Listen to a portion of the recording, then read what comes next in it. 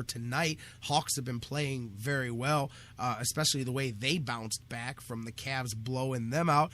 Last time these teams played, the Cavaliers were blown out. So, you've got that on their minds, on top of the fact that the last time the Cavaliers played, they were blown out. Do you realize that Detroit outscored the Cavs in Cleveland over the final 34 minutes of that game, 86-48?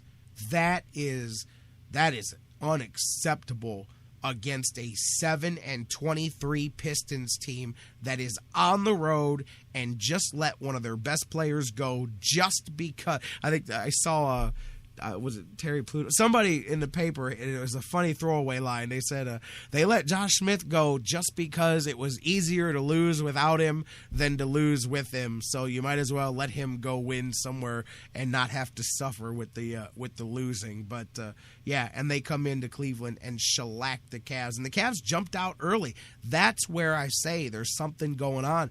A lot of these games that the Cavs end up losing by double digits, they start out up by double digits early on. And then not only do they give up the whole lead, but then they end up losing that. I don't know if it's that they start out hot and then they just decide not to. I don't know what it is. If I did, somebody would owe me some money, because then I could explain it to these guys and help them fix it. But I'll tell you what's not going to happen. The Cavs are not going to win tonight if they don't stop Shelvin Mack from hitting 6 3-pointers as he did the last time these two teams played. Atlanta shot 65% last time the Cavaliers played. Now, I'll tell you what, if you're looking for a good thing for the Cavs, the last time LeBron James played the Atlanta Hawks on his birthday, he scored 48 points in 2009 as LeBron James and that, so horrible Cavaliers, because they didn't give him anybody but Mo Williams to play with, But the Cavaliers won. LeBron scored nearly 50 on his birthday against the Hawks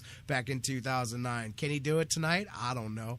I don't even know what to say. I just know that, you know what, Charles? It's called defense, and they don't have it. That is the biggest problem. I'm telling you, we stumbled across the explanation earlier in the show.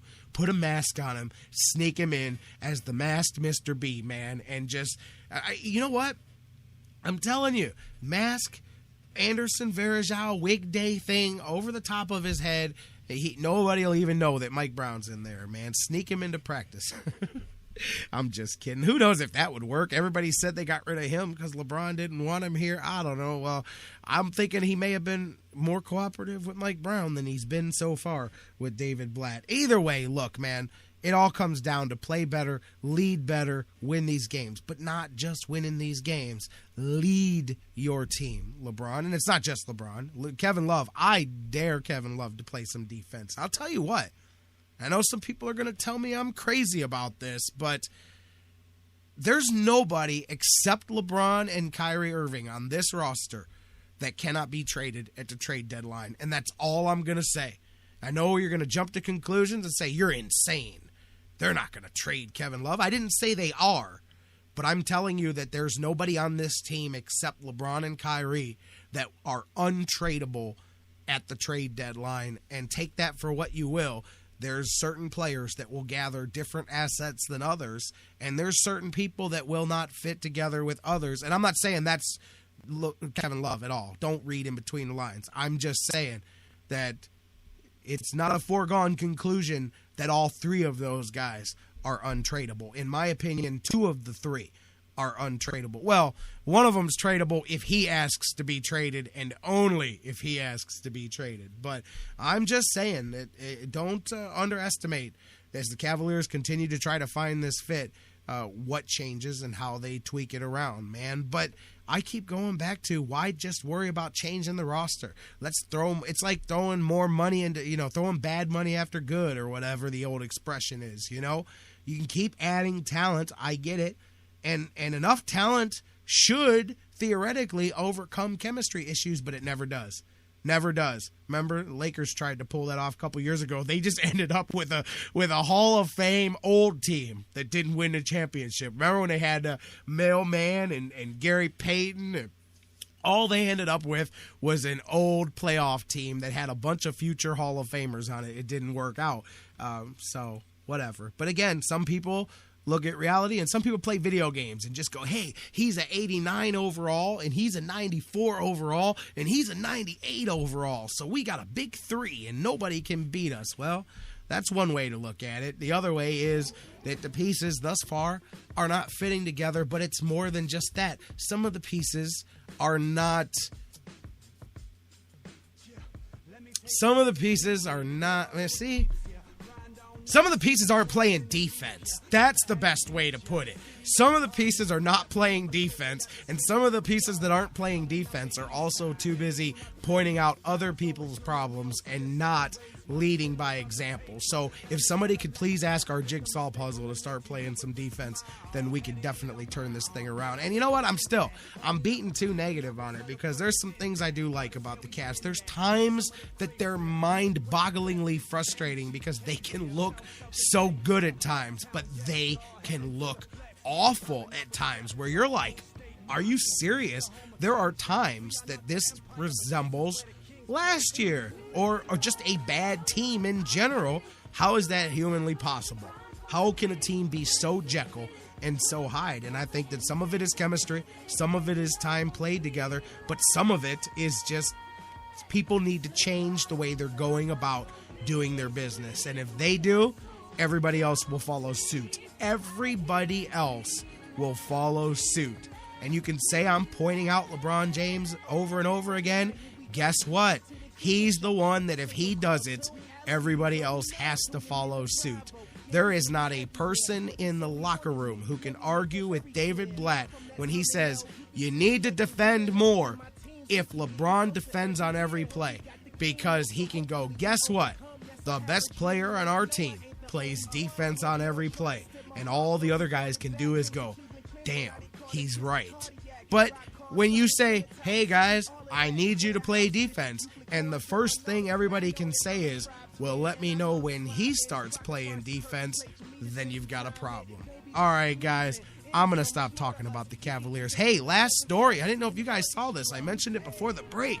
Charles in the chat room hit me up on Facebook yesterday. He's like, did you see the video from the Liberty Bowl? Excuse me, the AutoZone Liberty Bowl. As a Texas A&M coach, I guess he's like one of those student coaches or whatever.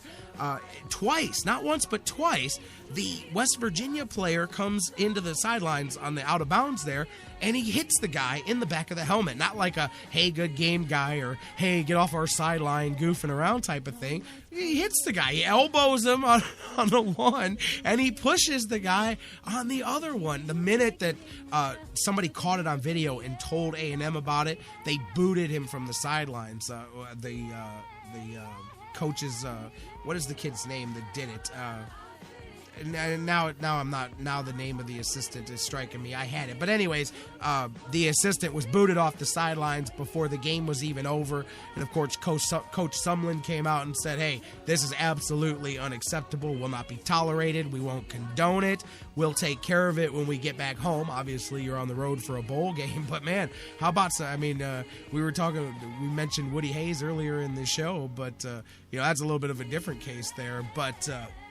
Crazy. Yeah, Charles was like, hey, did you see that? I said, no, I didn't watch the Liberty Bowl, man. He's like, check this out. He showed me the footage. I'm like, get out of here, man. So that kid will no longer be coaching, I'm guessing, so we won't have to discuss this much more. But I'll talk about it some more on Friday when I get his name, because for some reason it's not on my notes here in front of me. I know I wrote it down. But anyways, guys, we're going to call it a day, and we are going to call it a year. Thank you guys so much for being here with us all year long, whether you joined us in January, whether you joined us 6 years ago, 8 years, however long we've been doing this thing, or whether you just got here today for the first time. Thank you guys so much, and I promise you that we're going to have some fun in 2015. Where it's going to go, who knows? We've got Ernest Biner coming on in the first month of next year. Looking forward to talking to him, and of course all the other stuff that we normally do. Friday, we're going to kick off the year with a big show. We've got Jonathan Knight here. Jeff Gorman's going to preview some playoff games. John McMullen's going to be here as well from the Sports Network. Big football weekend coming up. Dan Wismar is going to join us. A little out of the schedule Friday visit, because we will be breaking down OSU and Alabama.